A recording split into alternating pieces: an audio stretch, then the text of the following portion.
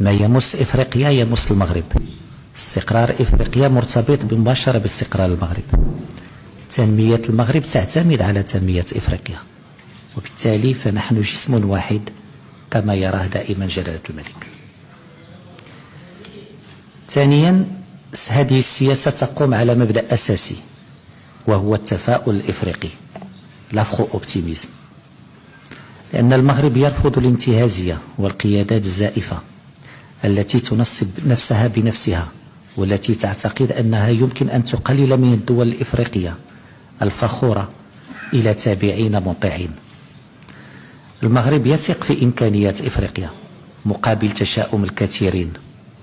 المغرب يرى الفرص في إفريقيا حيث يرى الكثيرون لا يرون فيها إلا المشاكل.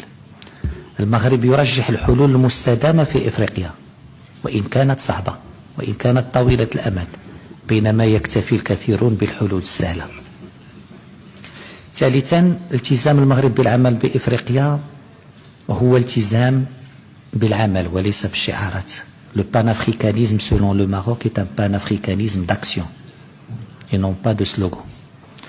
فجلالة الملك يصر في خطاباته دائما على الجرأة وروح المبادرة والإحساس العالي بالمسؤولية، ويؤكد أنه لن نتمكن من مواجهة التحديات الداخلية والخارجية إلا إذا جمعنا روح المبادرة والمرونة.